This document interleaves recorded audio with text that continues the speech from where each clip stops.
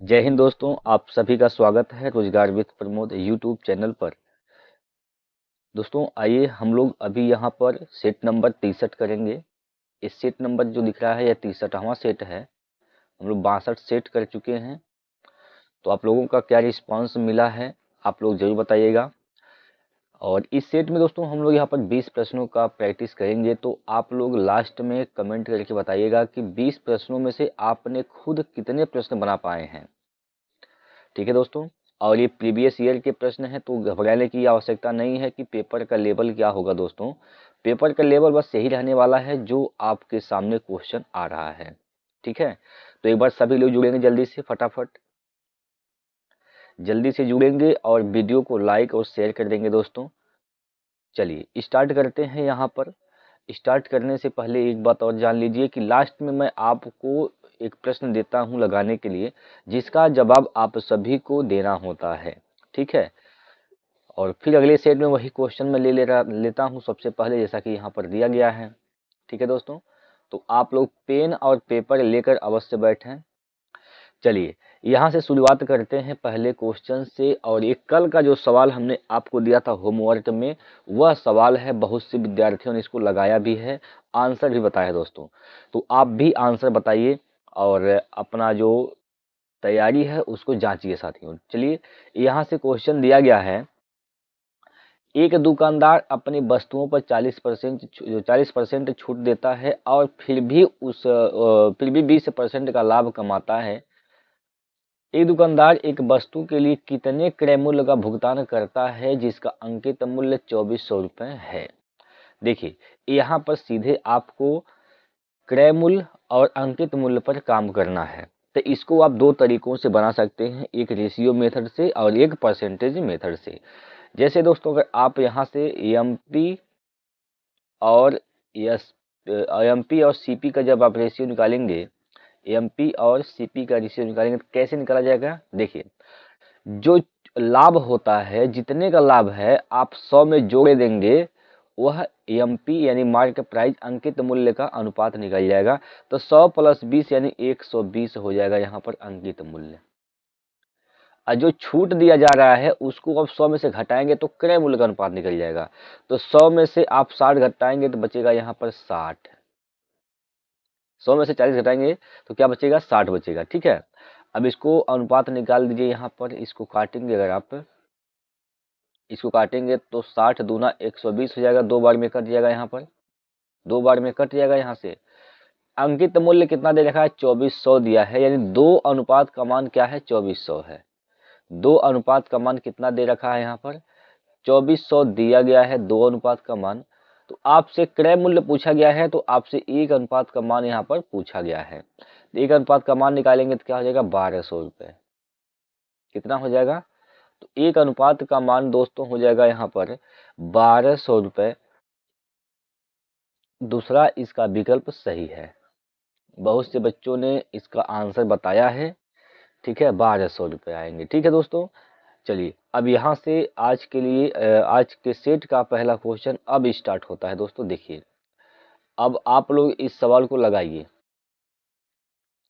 इस सवाल को लगाइए और आंसर बताइए क्या होगा इसका आंसर। देखिए इसमें कहा गया है कि ए और बी अलग अलग एक कार्य को क्रमशः 10 दिन और 15 दिन में पूरा कर सकते हैं। बी अकेले 3 दिन कार्य करता है और फिर वह कार्य छोड़ देता है। ए शेष कार्य को कितने दिन में पूरा करेगा। देखिए दो दो लोग यहाँ पर हैं, एक ए है और एक कौन है, तो एक बी है। अब ये ए अगर अकेले काम करता है तो ये 10 दिन में काम को समाप्त कर सकता है। बी अगर वही काम अकेले करता है तो ये 15 दिन का समय लेता है। ठीक है, तो टोटल काम निकाल लेंगे, कुल काम है कितना, दोनों का लघुत्तम 15 और 10 का लघुत्तम क्या हो जाएगा, 30। ये टोटल काम है 30।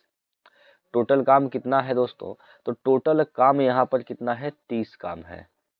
टोटल काम कितने हैं, 30। 10 से भाग करेंगे, 10 या 30, यानी ए की क्षमता 3 आ गई, 15 दूना 30, बी की क्षमता यहाँ पर 2 आ गई। ठीक है, बी की क्षमता 2। यहाँ पर बोला गया है कि बी अकेले 3 दिन तक कार्य करता है, यानी बी जो है, बी 3 दिन तक 2 की क्षमता से काम करता है। तो कितना काम कर दिया यहाँ पर, 3 दूना 6, 6 काम बी ने कर दिया और काम करना छोड़ देता है। तो 30 में से 6 घटाएंगे तो बचेगा क्या, शेष कार्य क्या बचेगा, अभी भी 24 शेष कार्य बच रहा है। तो 24 शेष कार्य अब ये करेगा तो ये 3 की क्षमता से करेगा, तो 3 से भाग दे देंगे, 3 8 24, 8 दिन का समय इसको लगेगा। ठीक है, 8 दिन का समय इसको लगेगा। कोई दिक्कत इसमें? चलिए अगला प्रश्न देखिए। चलिए इसको बनाइए।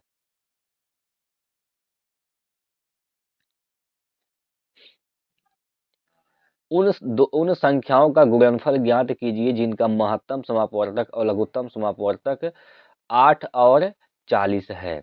देखिए, पहली संख्या गुणे दूसरी संख्या बराबर एलसीएम गुणे एचसीएफ, ये होता है। ठीक है, ये होता है कंडीशन।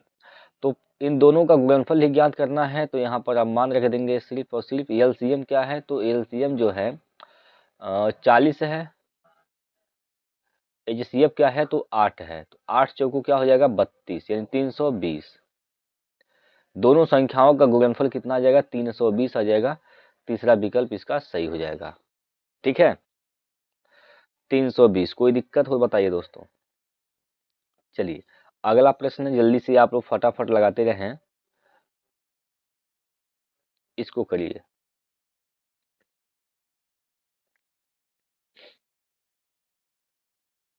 इस सवाल को बताइए। किसी धनराशि पर 1.5 वर्ष के लिए 8% वार्षिक दर से चक्रवृद्धि ब्याज और साधारण ब्याज के बीच अंतर 228 रुपये है, जिसमें चक्रवृद्धि ब्याज अर्धवार्षिक रूप से संयोजित किया जाता है और साधारण ब्याज की गणना वार्षिक रूप से की जाती है। धनराशि क्या है? देखिए दोस्तों, यहाँ पर 1.5 वर्ष में कितने छमाही होंगे, अर्धवार्षिक मतलब छमाही होता है। जो चक्रवृद्धि ब्याज है वह अर्धवार्षिक रूप से लग रहा है, यानी 6-6 महीने पे लग रहा है। तो यहाँ पर आप देख रहे हैं 1.5 वर्ष में कितने छमाही होंगे, 3 छमाही होंगे, और 8% का आधा क्या हो जाएगा, हर 6-6 महीने ब्याज देना है, तो अब 4% देंगे ब्याज हम, यानी 4% को आप 3 बार सक्सेसिव लगाएंगे तो यहाँ पर निकल जाएगा चक्रवृद्धि ब्याज का अनुपात। ठीक है, चक्रवृद्धि ब्याज का परसेंटेज यहाँ से निकल जाएगा।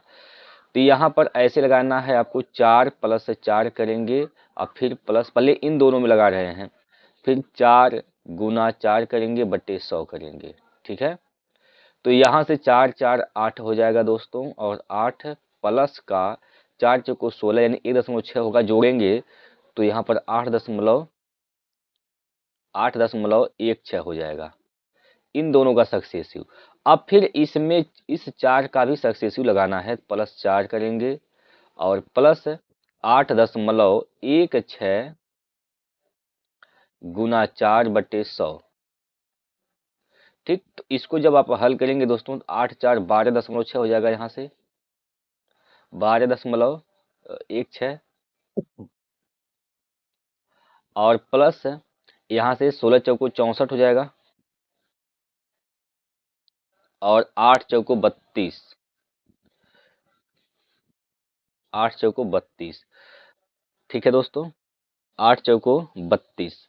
यहाँ पर दशमलव कितने स्थान पर लग जाएंगे, 2 स्थान यहाँ से पहले था और 100 से भाग कर देंगे, 2 स्थान और आगे बढ़ जाएगा, तो 4 स्थान पर लग जाएगा दशमलव, दशमलव यहाँ पर लग जाएगा। ठीक है, दशमलव यहाँ पर लग जाएगा। ठीक, जब आप जोड़ेंगे भाई इनको तो क्या हो जाएगा यहाँ पर, तो यहाँ से देखिए 2 जीरो आप बढ़ा कर यहाँ पर पूरा कर लीजिए, तो ये हो जाएगा 64, लास्ट में 64 आएगा, और 6 2 8 हो जाएगा, यहाँ पर 6 2 8 हो जाएगा, 3 1 4 हो जाएगा यहाँ से, और दशमलव 1 2 हो जाएगा। मतलब 4% का 3 बार जब सक्सेसिव निकालेंगे दोस्तों, तो ये कितना हो जाएगा यहाँ पर, तो ये हो जाएगा 12.4 ये 3 बार सक्सेसिव निकालेंगे अगर 4% का, तो इतना आएगा। ठीक है, ये तो हो गया चक्रवृद्धि ब्याज का परसेंटेज, यानी इतना इतना परसेंट यहाँ पर चक्रवृद्धि ब्याज लग रहा है। साधारण ब्याज भी निकाल ले रहे हैं, यहाँ पर 80% से साधारण ब्याज निकलेगा। तो यहाँ से 1.5 वर्ष का मतलब 3/2, और ये तो वार्षिक लग रहा है, तो यहाँ पर 8 से गुना कर देंगे तो 4 दूनी 8, 4 तिया 12 हो जाएगा। तो यहाँ से दोस्तों 12% क्या है, साधारण ब्याज है। इन दोनों के बीच का अंतर ही दिया गया है, यहाँ पर 228 है। अंतर कितना है, तो 4.4864 का मान कितना दिया है, 228, 228 दिया गया है। ठीक, तो मूलधन पूछा गया है, यानी 100% का मान आपसे पूछा गया है। 100% का मान निकाल देंगे तो यहाँ से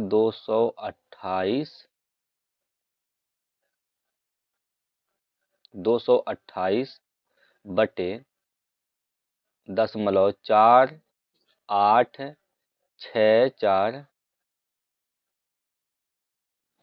गुणे 100। यहाँ से दोस्तों दशमलव जब हटेगा तो यहाँ पर 4 जीरो और बढ़ा देंगे। ठीक है, 4 जीरो और बढ़ जाएगा। कोई दिक्कत यहाँ पर बताइए, यहाँ पर अगर कोई दिक्कत है तो बताइए दोस्तों।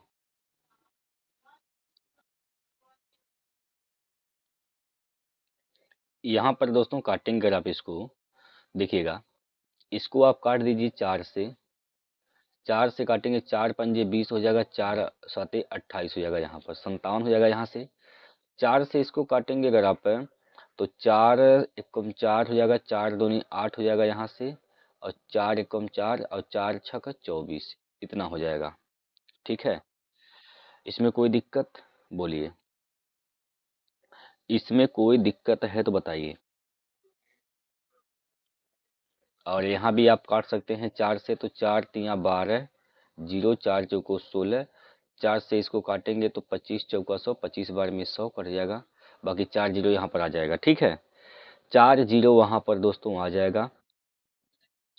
ठीक है, और अगर आप इसको फाइनली जब गुणा भाग करते हैं तो ये कितना आ जाएगा दोस्तों, यह आ जाएगा 46,875। यहाँ पर आप दोस्तों अगर आप चाहते हैं तो देखिए, यहाँ से आप कैलकुलेशन करना तो कठिन हो जा रहा है। ठीक है, लेकिन कैलकुलेशन से बचना है तो सबसे बढ़िया तरीका होता है दोस्तों यहाँ पर डिजिटल सम। तो डिजिटल सम कैसे लगाना है, इस बात को समझिए। मान लीजिए अभी काटिए पीटिए मत, इसको काटिए मत। ठीक है, जो जैसा है वैसा ही लिख दीजिए इसको। अभी जैसा है जो उसी प्रकार से आप इसको लिखिए। तो यहाँ पर क्या था दोस्तों, 228 था, यहाँ पर 228 बटे नीचे क्या था दोस्तों, तो यहाँ पर 4 8 6 4 था, और यहाँ पर गुना एक के बाद कितने जीरो थे, यहाँ पर 6 जीरो। ठीक, 6 जीरो था दोस्तों। कोई दिक्कत है, यही सवाल था। अब आपको डिजिटल सम लगाना है, तो नीचे जो 4 8 6 4 है, इसको आपको एक बनाना है। तो देखिए पहले जोड़िए, कितना हो रहा है यहाँ पर, 8 6 4 10, 10 इधर हो गया, 10 8 18 9 हो गया, बचेगा यहाँ पर 4। 4 को कैसे आप एक बनाएंगे बताइए। तो यहाँ पर 7 से गुना कर देंगे, 4 सत्ते 28 होता है। 28 का मतलब क्या हो जाएगा भाई, 28 का मतलब क्या है, 8 दो 10, 10 का मतलब क्या बन गया, एक बन गया यहाँ पर। तो आप नीचे 7 से गुना कर देंगे, तो ऊपर भी आप 7 से गुना कर दीजिए, ऊपर भी 7 से गुना कर दीजिए। अब नीचे का काम खत्म हो गया। अब यहाँ से डिजिटल सम चेक कर लीजिए कितना हो रहा है। 8 दो 10, दो 12, 12 का मतलब 3 होता है, 3 गुना 7 करेंगे, 7 तिया 21 का मतलब 3 हो जाएगा दोस्तों। इसका डिजिटल सम कितना आएगा, 3 आएगा। ठीक है, तो ऊपर वाले का डिजिटल सम तो 3 नहीं आएगा दोस्त। ठीक है, और यहाँ पर देखिए 5 4 9 खत्म हो जाएगा, 6 3 9 खत्म हो जाएगा, इसका भी डिजिटल सम 3 नहीं आ रहा है। और इसका देखिए 7 4 11, 11 का डिजिटल सम 2 आएगा दोस्तों, ये भी नहीं सही होगा। बाकी आप इसको चेक कर लीजिए, यहाँ पर 6 4 10 और 18 खत्म हो जाएगा, 7 5 12, 12 का मतलब 3। एक ही ऑप्शन का डिजिटल सम 3 आएगा, जो कि ऑप्शन नंबर यहाँ पर 4 हो जाएगा। ठीक है, ऑप्शन नंबर यहाँ पर दोस्तों 4 हो जाएगा। तो डिजिटल सम से आप इसको लगा सकते हैं दोस्तों। कैलकुलेशन जब कठिन हो जाता है तो आप प्रयास करिए डिजिटल सम को समझने के लिए और डिजिटल सम से लगाने के लिए। ठीक है, ये बहुत सिंपल सा प्रश्न बन जाएगा जब आपको डिजिटल सम आता होगा। समझ में आ गया है तो एक बार लाइक कर दीजिए दोस्तों, थम्स अप करिए फटाफट सब लोग। तो चलिए अगला प्रश्न देखिए।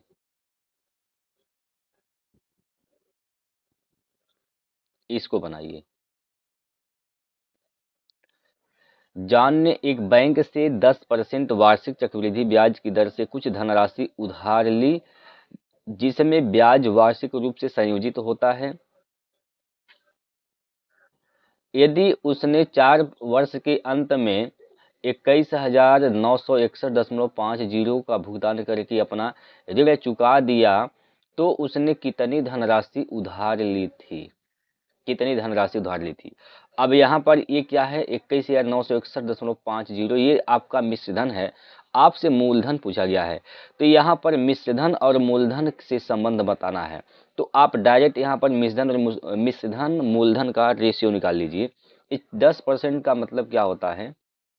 10% का मतलब 1/10 होता है। यहाँ पर मूलधन और यहाँ पर मिश्रधन, दोनों का रेशियो निकालेंगे हम लोग, ठीक है।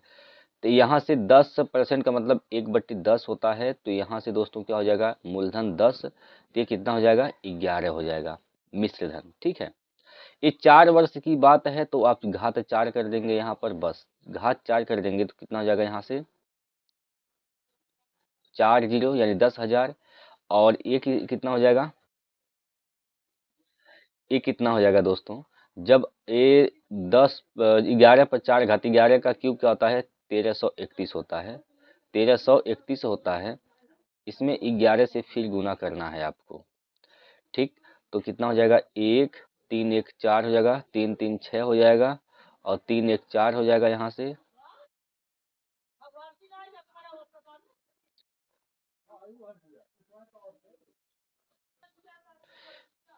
इसको एक बार फिर से देखिए, यहाँ पर 11 से गुना करेंगे तो क्या हो जाएगा यहाँ से दोस्तों, ये 1 हो जाएगा, 3 1 4 हो जाएगा यहाँ से, 3 3 6 हो जाएगा यहाँ पर, और 3 1 4 हो जाएगा फिर यहाँ से, और फिर 1 हो जाएगा, ठीक है।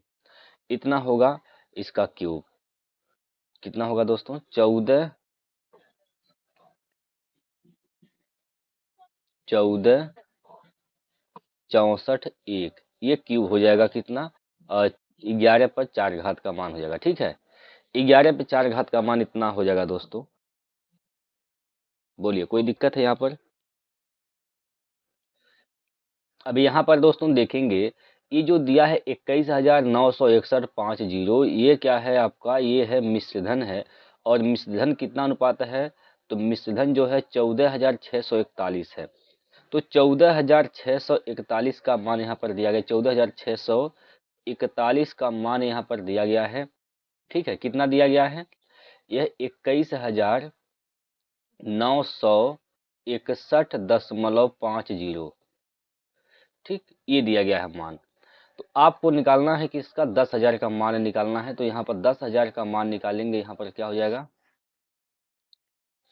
21,961.50 बटे में क्या हो जाएगा, 14,641 गुणे 10,000, ठीक, 10,000।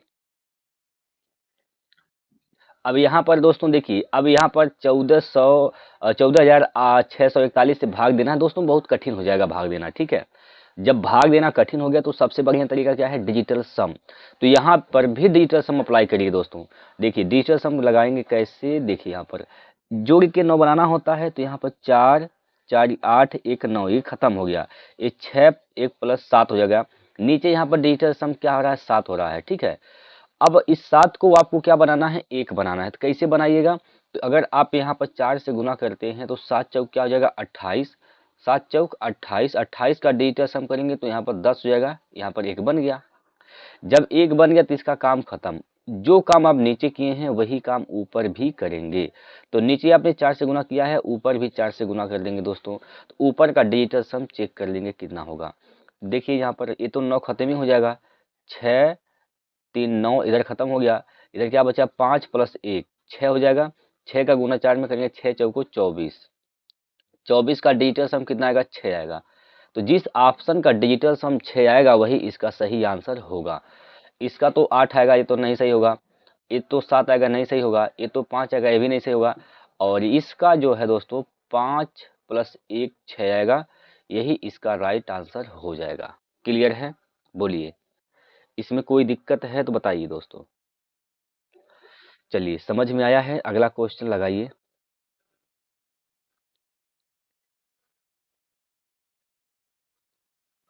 इसमें कहा गया है कि एक बस स्टेशन P से स्टेशन Q तक 70 किलोमीटर प्रति घंटा की गति से और स्टेशन Q से स्टेशन P तक 90 किलोमीटर प्रति घंटे की गति से यात्रा करती है। पूरी यात्रा के दौरान बस की औसत गति कितनी है? तो औसत गति बताना है 2 इंटू 70 इंटू 90 अब बटे दोनों को जोड़ेंगे 9 7 16 160 हो जाएगा। ठीक, यहाँ पर कटेगा 0 से 0 कटेगा और आप इसको काट दीजिए। 2 से काटेंगे 2 8 16 और इसको काटिए आप 2 से काटेंगे तो कितनी बार में जाएगा यहाँ पर 2 चौको 8, 2 से काटेंगे 35 दूना 70 हो जाएगा। गुना कर दीजिए यहाँ पर दोस्तों, 9 पंजे 45 के 5 हासिल का 4, 9 3 27 27 और 4 क्या हो जाएगा 31 बटे 4। 4 से भाग करेंगे तो कितनी बार में जाएगा 4 सते 28, 4 सते 28। शुरुआत होगी 7 से तो 8 वाले ऑप्शन तो नहीं सही होंगे, 2 ऑप्शन बच गया। 7 चौक 4 सते 28 बचेगा यहाँ पर 3 हो जाएगा 35 और 4 8 32 8 बार में जाएगा 8 बार में जाएगा, यानी शुरुआत होगा 7 से उसके बाद 8 आएगा, यहाँ पर 5 नहीं आएगा। तो यही विकल्प इसका सही होगा, दूसरा वाला विकल्प दोस्तों इस प्रश्न का सही आंसर हो जाएगा। क्लियर है? चलिए अगला प्रश्न, इसको बनाइए दोस्तों, इसको बनाइए जल्दी से।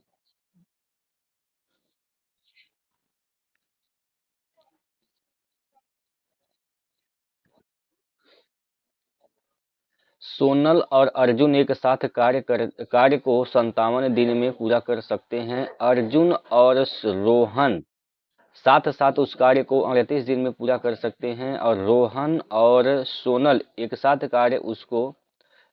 उस कार्य को 38 दिन में पूरा कर सकते हैं। तो सोनल, अर्जुन और रोहन साथ साथ उस कार्य को कितने दिन में पूरा कर सकते हैं? देखिए यहाँ पर सोनल और कौन है, अर्जुन है, एक साथ काम करते हैं तो ये 57 दिन में काम को समाप्त कर देते हैं। ठीक है, अर्जुन और रोहन अगर एक साथ कार्य करते हैं तो कार्य को यह 38 दिन में समाप्त कर देते हैं। ठीक है, और वही बात किया गया है रोहन और कौन है, रोहन और कौन है, सोनल, अगर ये काम करते हैं एक साथ तो ये 38 दिन में काम ये भी समाप्त कर देते हैं दोस्तों। ठीक है, तो टोटल काम क्या होगा, इन तीनों का लघुत्तम वही टोटल कार्य हो जाएगा। तो तीनों का लघुत्तम क्या हो जाएगा, यहाँ पर देखिए लसम मान लेते हैं 57 है। ठीक है, तो 19 या 57 होता है, 19 में 38 मिलेगा, 38 19 दूना 38, यहाँ पर 2 की कमी है, 2 से और गुना कर देंगे, यही इसका लघुत्तम हो जाएगा। तो क्या हो जाएगा 7 दूनी 14 और 7 दूनी 14 या फिर इसको इतना ही रहने दीजिए। ठीक है, चलिए 19 57 से कटेगा 2 बार में, यहाँ पर 2 बार में जाएगा, इसकी क्षमता 2 आ गई और 38 से काटेंगे तो कितनी बार में जाएगा, यहाँ पर 19 या 57, 19 दूना 38, 2 से 2 कटेगा, 3 बार में यहाँ पर जाएगा। ठीक, और फिर यहाँ भी 3 बार में जाएगा।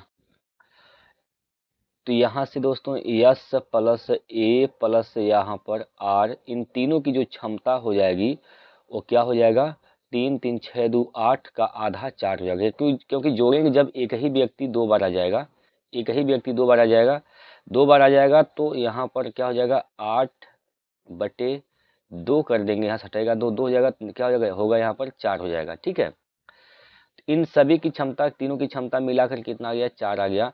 अगर ये 57 गुणे 2 कार्य को ये 4 की क्षमता से करते हैं तो कितना दिन लगेगा, 2 से काटेंगे, 2 दूनी 4, ये कितनी बार में जाएगा, 2 दूनी 4, एक बचेगा, 2 8 16, एक बचेगा, हो जाएगा 10, 2 पंजे 10, यानी 28.5 दिन का समय लगेगा। 28.5 दिन का समय लगेगा। ऑप्शन दूसरा सही हो जाएगा इसका। ठीक है, चलिए इस सवाल को बनाइए।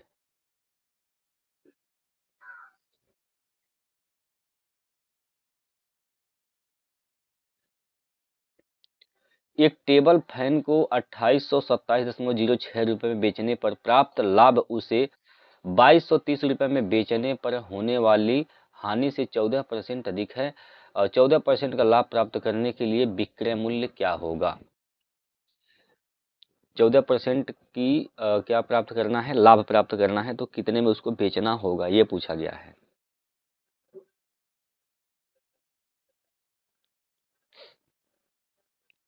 देखिए दोस्तों, यहाँ पर क्या दिया गया है,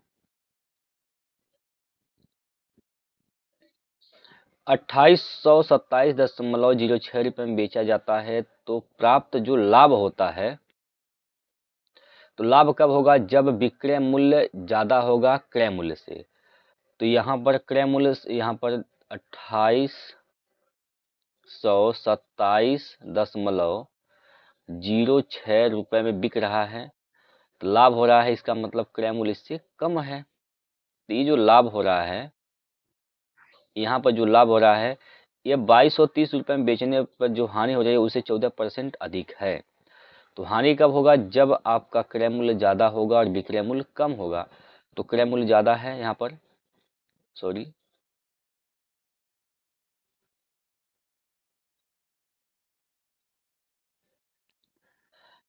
2230 रुपये, 2230 रुपये,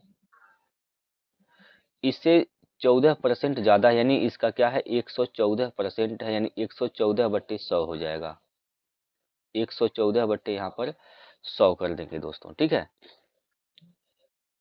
ठीक है, चलिए अभी आप इसका गुना इधर करेंगे, इसका गुना यहाँ पर करेंगे सभी और, तो कितना हो जाएगा, 100 का गुना इसमें करेंगे 2827.06 में, तो ये हो जाएगा 2827.06 हो जाएगा, और माइनस का 100 सीपी हो जाएगा यहाँ पर, बराबर ये हो जाएगा 114 सीपी, और माइनस इसका गुना करेंगे तो कितना हो जाएगा, इसका जब गुना करेंगे दोस्तों तो कितना हो जाएगा भाई, यहाँ पर 25 42 20 कितना होगा, 25 42 20 हो जाएगा, 25 42 20 होगा। ठीक है, अब यहाँ पर जब इसको उधर लेकर जाएंगे तो सीपी सीपी जो है ना दोस्त, ये जुटेगा, जुट कर कितना हो जाएगा, दोनों एक साइड में लेकर जाएंगे, जुट जाएगा, तो ये हो जाएगा 214 सीपी बराबर, और जब इसको उधर लेकर आएंगे तो ये भी जुटेगा, तो जुट कर कितना हो जाएगा, यहाँ पर जब आप 2827.06 को जोड़ेंगे 25 42 20 में, तो ये आ जाएगा 53 69 26, 53 69 26 आएगा दोस्तों, जोड़ कर चेक कर लीजिए, इतना ही आएगा। ठीक है, 53 69 26 आएगा। तो हमें सीपी का मान निकालना है, क्रय मूल्य निकालेंगे तो कितना हो जाएगा यहाँ पर 53 69 26 बटे नीचे क्या हो जाएगा 214 हो जाएगा, 214 हो जाएगा यहाँ पर। ठीक है, ये क्रय मूल्य हो गया। ये कह रहा है किसी को आपको बेचना है 14% के लाभ पर, यानी इसको बेचना है 114% पर, तो इसका विक्रय मूल्य क्या होगा, ये है अब विक्रय मूल्य। ये क्या हो गया दोस्तों, अब यही यहाँ पर विक्रय मूल्य हो गया, इसको एसपी कह देंगे, सेलिंग प्राइस बोल देंगे। ठीक है, यह अब आपका विक्रय मूल्य निकल गया, तो इसी को हल करना है यहाँ पर। अब देखिए दोस्तों, इस सवाल को भी आप डिजिटल सम से कैसे बनाएंगे। देखिए क्या करना है इसमें, यहाँ पर आप देख पा रहे हैं नीचे क्या है, यहाँ पर 4 1 5 और 2 7 हो रहा है, नीचे यहाँ पर 7 डिजिटल सम इसका हो रहा है। तो यहाँ पर इसको आपको 1 बनाना है, तो यहाँ पर क्या कर देंगे, यहाँ पर आप 4 से 7 हो रहा है दोस्त, तो 4 से आप क्या कर देंगे, गुना कर देंगे, यहाँ पर 4 से यहाँ पर गुना कर देंगे। ठीक है, 4 से ऊपर भी गुना करना पड़ेगा आपको। जो काम नीचे किए हैं वही काम आपको ऊपर भी करना पड़ेगा। ठीक है, यहाँ से 9 खत्म हो जाएगा, यहाँ पर 6 3 9 खत्म हो जाएगा। कहने का मतलब है जोड़े कि आपको 9 बनाना है, जहाँ 9 बनेगा उसको खत्म कर देना है। तो ये 9 खत्म हो जाएगा, 6 3 9 खत्म हो जाएगा यहाँ पर। अब यहाँ से 5 2 7 और 7 6 13, 13 का डिजिटल सम दोस्तों यहाँ पर 4 आ जाएगा, और 4 2 6, यहाँ पर 6 हो जाएगा। 4 छक 24, 24 का डिजिटल सम कितना हो जाएगा यहाँ पर 6, और 6 का गुना फिर 4 में करेंगे, 4 छक 24 हो जाएगा। इसका डिजिटल सम वापस से 6 आ जाएगा। यानी इसका डिजिटल सम 6 आ रहा है, तो ऑप्शन का भी डिजिटल सम 6 आना चाहिए। जिस ऑप्शन का डिजिटल सम 6 आएगा वही इसका राइट आंसर होगा। यहाँ पर देखेंगे 5 4 9, ये तो इसका डिजिटल सम 3 आ रहा है। यहाँ से 9 8 2 10, इसका डिजिटल सम 1 आ रहा है।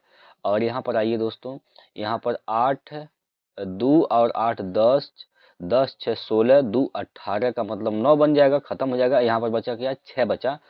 तो इसका डिजिटल सम 6 आ रहा है, लेकिन आपको इसको भी चेक करना पड़ेगा। तो 8 2 10, अब 5 4 9 खत्म, और 10 4 14, 14 का मतलब यहाँ पर 5, इसका डिजिटल सम 5 आ रहा है। तो ये भी ऑप्शन नहीं सही होगा। एक ही ऑप्शन सही होगा दोस्तों, ऑप्शन नंबर 3। ऑप्शन नंबर 3 का डिजिटल सम 6 आ रहा है, यही इसका राइट आंसर हो जाएगा। इस बात में कोई दिक्कत हो तो बताइए। अब इतना बड़ा सवाल दोस्तों आपने पल भर में लगा दिया, बस किस कंसेप्ट से, डिजिटल सम कंसेप्ट से। तो डिजिटल सम बहुत इंपॉर्टेंट कंसेप्ट होता है, आपको आना चाहिए। चलिए अगला प्रश्न देखिए। अगला प्रश्न यहाँ पर दिया गया है, 7 5 और 3 के चतुर्थानुपाती और 7 और 13 के तृतीयानुपाती के बीच का अनुपात बताना है। इसका चतुर्थानुपाती क्या हो जाएगा, 5 गुणे 3/7 होगा। और इसका तृतीयानुपाती तो हो जाएगा 13 गुणे 13/7 होगा। यहाँ से 7 7 से कैंसिल हो जाएगा। ठीक है, 13 का गुना 13 में करेंगे तो 169 आएगा, 169 लास्ट में आएगा। और 5 3 15 हो जाएगा, 15 संबंधी 169, 15 संबंधी 169 सही है। ठीक है, चलिए अगला प्रश्न देखिए। अगला जो प्रश्न है यहाँ पर बोला गया है कि एक बेलनाकार टंकी की क्षमता 5632 घन मीटर है। यदि उसके आधार का व्यास 16 मीटर है तो उसकी गहराई बताइए। गहराई यहाँ पर दोस्तों बताना है। तो बेलन का यहाँ पर आयतन क्या होता है, बेलन का आयतन होता है पाई आर स्क्वायर, एच होता है बेलन का आयतन। और यही क्षमता मतलब आयतन यही दिया गया है 5632 यहाँ पर दिया गया है। ठीक है, पाई का मान 22/7 रखना है, 22/7 रख दिए यहाँ पर। आर त्रिज्या क्या है, व्यास अगर 16 मीटर है, त्रिज्या 8 जाएगा, तो 8 का गुना 2 बार 8 गुना 8। और गहराई मतलब ऊंचाई आपसे पूछा गया है, और यहाँ पर किसके बराबर है, 5632 के बराबर है। ठीक, जो कटने वाला है काट देंगे आप यहाँ से। 11 से काटेंगे तो 11 दूना 22 हो जाएगा यहाँ पर, और 11 से काटेंगे इसको तो कितनी बार में जाएगा, 11 5 55, एक बचेगा, 11 कम 11, 11 दूना 22। अब इससे काटेंगे तो ये 512 जो होता है 8 का क्यूब होता है, तो यहाँ पर 8 बार में कट जाएगा। तो एच का मान कितना हो जाएगा, 7 गुना 8 हो जाएगा, 8 7 56। सॉरी दोस्तों, अभी 2 भी बचा है यहाँ पर, अभी 2 भी बचा है, 2 से काटेंगे 2 चौको 8 हो जाएगा। ठीक है, तो 7 गुना 4 होगा दोस्त, कितना होगा, 7 गुना 4, 7 चौको 28 हो जाएगा। 28 मीटर जो है इसकी गहराई है, 28 मीटर इसकी गहराई है। ठीक है, 28 मीटर इसकी गहराई है दोस्तों। क्लियर है, चलिए समझ में आ गया है दोस्तों, बताइए इसको बनाइए।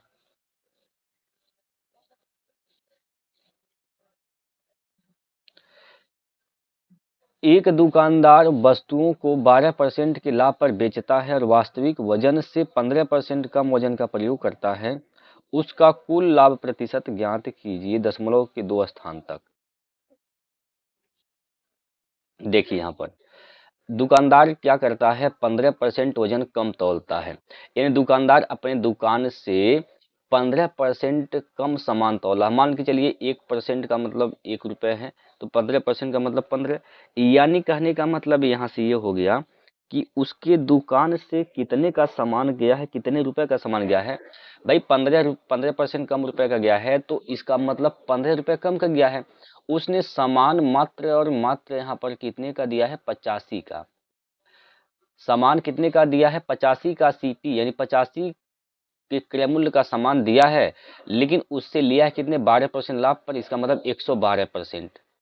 तो उसका जो एसपी हो जाएगा वह 112 हो जाएगा। दुकानदार के दुकान से सामान गया है 85 रुपये का, और उस पर कितना हुआ फायदा, उसको कितना बेचा है, 112 रुपये में।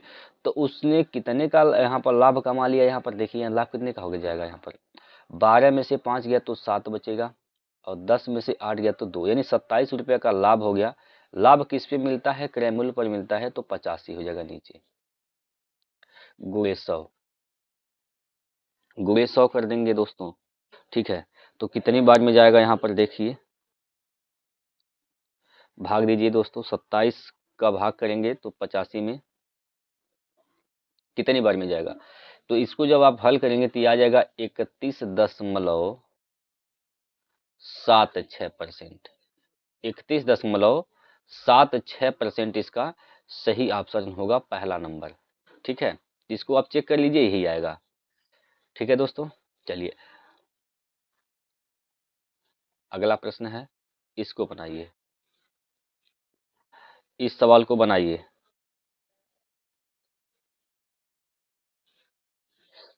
यहाँ पर ए संबंधी बी का मान अनुपात दिया गया है, बी संबंधी सी का दिया गया है, तो इसका मान आपसे पूछा गया है इसका।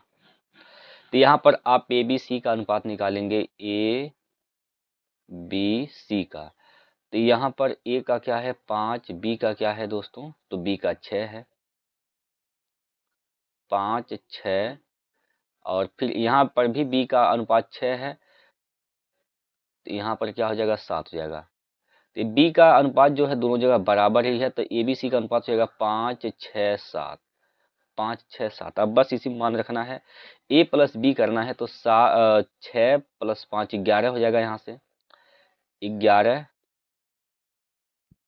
संबंधी बी सी, यानी 7, 6, 13, 11, 13, सी ए 7, 5, 12, 11, 13, 12 होगा, 11, 13, 12, 11, 13, 12 दूसरा ऑप्शन। ठीक, चलिए ये तो प्रश्न आसान था, इसको बनाइए।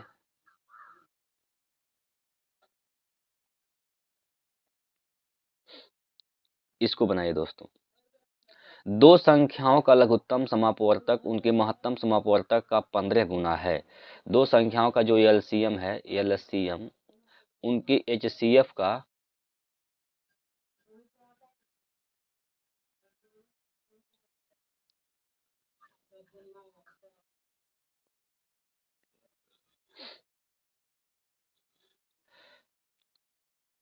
दो संख्याओं का लघुत्तम जो है एलसीएम, उनकी एचसीएफ का कितना गुना है, 15 गुना है, 15 गुना है। ठीक है, 15 गुना है। और बोला गया है कि लघुत्तम समापवर्तक और महत्तम समापवर्तक का योगफल 112 है। यदि एक संख्या 35 है, दूसरी संख्या बताइए। यहाँ से हम एलसीएम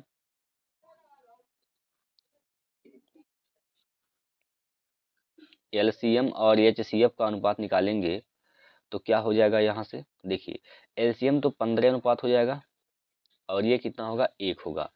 अब इनका योगफल कितना दिया है, योगफल ही दिया है 112, तो यहाँ पर कितना हो जाएगा, 16।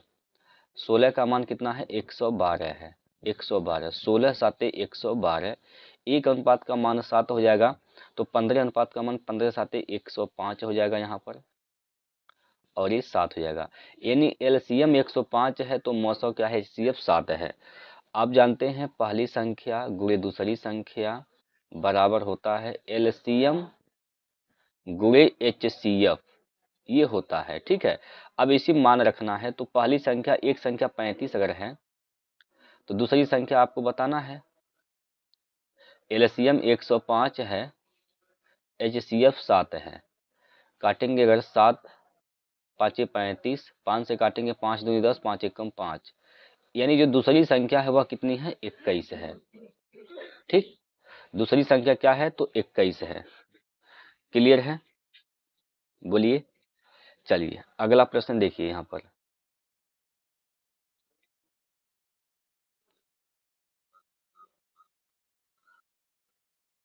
बनाइए इसको।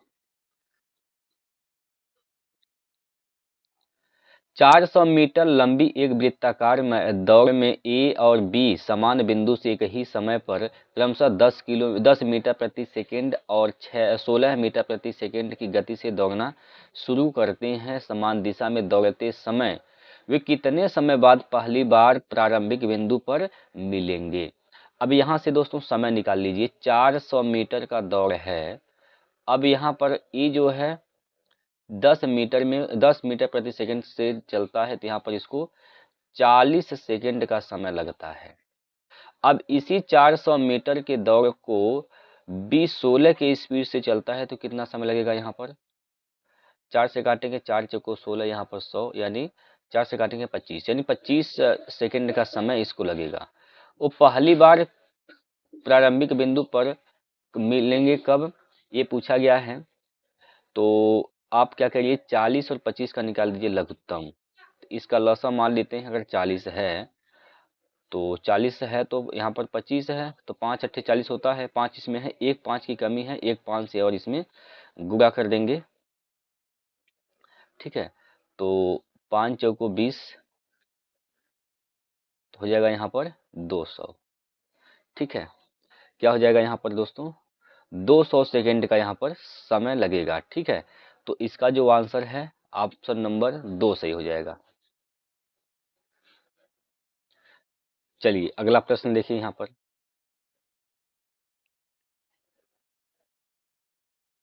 10 मीटर 10 मीटर गुणे 10 मीटर गुणे 5 मीटर आयामों वाले एक कमरे में रखे जा सकने वाले सबसे लंबे खंभे की लंबाई बताइए। जो सबसे लंबे खंभे की लंबाई होती है दोस्तों, वो होता है विकर्ण। यानी जो यहाँ पर घनाभ बन रहा है, घनाभ का विकर्ण निकालना है, तो घनाभ का विकर्ण का फार्मूला ये होता है अंडर रूट में l square plus b square plus h square. ये घनाभ के विकर्ण का फार्मूला सूत्र होता है, यहाँ पर फार्मूला होता है। ठीक है, घनाभ के विकर्ण निकालने का यहाँ पर फार्मूला होता है। तो यहाँ पर लंबाई क्या है? 10, तो 10 का स्क्वायर करेंगे तो हो जाएगा यहाँ पर 100। चौड़ाई भी क्या है? 10, 10 का स्क्वायर 100, और ऊंचाई क्या है? 5, तो 5 का स्क्वायर 25 हो जाएगा। सबको जोड़ेंगे तो यहाँ पर 225 हो जाएगा। 225 का वर्गमूल कितना होगा? 15। तो इसका जो सबसे लंबी जो खंभे की लंबाई जो होगा वह कितना होगा? 15 मीटर होगा। ठीक है, तीसरा ऑप्शन। चलिए अगला प्रश्न लगाइए, इसको बनाइए। कपड़ों की एक दुकान में शर्ट पर 30% की छूट की घोषणा की गई। रिवान छूट में 810 रुपये बचाना चाहता था। ऐसा करने के लिए उसे कितनी शर्ट खरीदनी चाहिए? यदि प्रत्येक शर्ट का अंकित मूल्य क्या है? 540 रुपये है। वो बचाना कितना चाहता है दोस्तों? वह 810 रुपये वहाँ पर बचाना चाह रहा है। अब इतना बचाना चाहता है तो कितनी शर्ट उसको खरीदनी चाहिए? तो देखिए यहाँ पर 540 रुपये क्या है उसकी अंकित मूल्य है, तो 540 रुपये अंकित मूल्य है। 540 रुपये क्या है? अंकित मूल्य है। ठीक है, अब इस अंकित मूल्य पर 30% का छूट दिया जा रहा है, तो कितना छूट मिल रहा है उसको? इसका 30% निकाल देंगे तो यहाँ से छूट कितना मिल रहा है? 54 × 3 का छूट मिल रहा है। तो इतना छूट मिल रहा है और ये कितना बचाना चाहता है? 810 रुपये का। तो 810 रुपये अगर बचाना चाहता है तो इस छूट से भाग कर देंगे, तो ये पता चलेगा कितना वो शर्ट खरीदेगा। ठीक है, तो 54 × 3 कर दीजिए यहाँ पर, 54 × 3 काटे पीटेंगे तो यहाँ से 27 दूना 54 होता है, 27 से 3 81 हो जाएगा। ठीक है, ये हो जाएगा 30, और 3 दूना 6, 6 पंजे 30, यानी वह 5 शर्ट खरीदेगा। अगर 810 रुपये अगर बचाना चाहता है तो उसको कितना शर्ट खरीदना चाहिए? 5 शर्ट खरीदना चाहिए। तो इसका विकल्प नंबर 2 इसका सही उत्तर हो जाएगा, 5 शर्ट। कोई दिक्कत है बताइए। चलिए इसको बनाइए। अगला जो प्रश्न है आपके सामने प्रश्न नंबर 16वां है। हाँ, इस सवाल का आंसर करके देखेंगे दोस्तों, क्या होगा इसका राइट आंसर।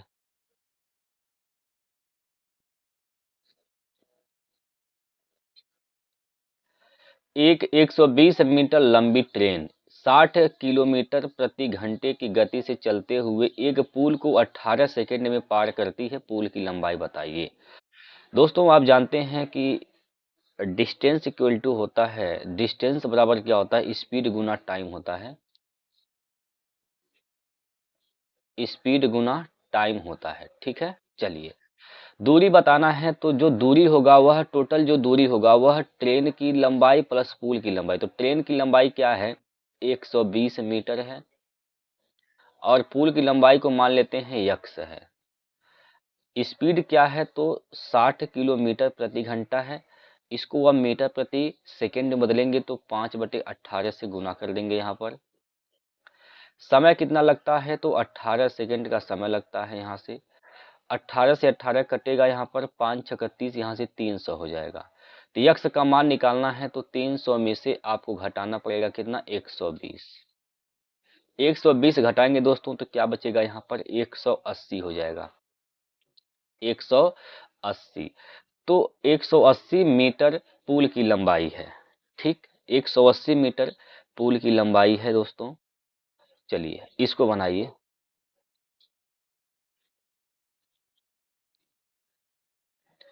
एक व्यापारी अपने वस्तुओं पर क्रय मूल्य से 15% अधिक मूल्य अंकित करता है। मान लीजिए उसका सीपी यानी जो क्रय मूल्य है वह 100 है, अंकित करता है यानी मार्क प्राइस इसका क्या हो जाएगा? 15% ज्यादा 115 हो जाएगा, ठीक है। फिर वह उस पर 20% छूट देता है तो बेचता कितने में है? सेलिंग प्राइस आपको निकालना है। अब इस पर 20% का छूट देता है दोस्तों, इस पर 20% का छूट दे रहा है 115 पर, 20% का छूट तो बिकेगा कितने में? 80% पर। तो यहाँ से 0 से 0 कैंसिल, 4 2 से काटेंगे 2 चौको 8, 2 से काटेंगे 5 बार में कटेगा, 5 से भाग देंगे तो 5 दूनी 10 और 5 तियाँ 15, यानी 3 8 24, 4 सॉरी दोस्तों, 4 तियाँ 12 के 2 हासिल का 1 और 4 दूनी 8 1 9 हो जाएगा। अब भाई 100 का सामान था, 92 में बिक रहा है, कितने की हानि हो रही है? यहाँ पर 8 का। किस पर? 100 पर, गुणे 100, यानी 8% की क्या हो रही है दोस्तों? हानि हो रही है। 8% की यहाँ पर हानि होगी, ठीक है। बोलिए, इसमें कोई दिक्कत है तो बताइए। चलिए अगला प्रश्न है।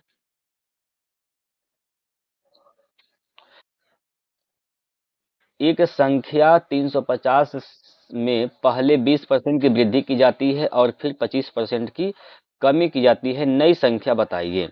एक संख्या 350 था, एक संख्या 350 था, पहले इसमें 20% की वृद्धि किया गया तो 120 हो गया। यहाँ पर 120% यानी 120/100। फिर क्या यहाँ पर 25% की कमी की गई तो कमी होने के बाद यह हो गया 75%, 75%। अब ये नई संख्या हो गया।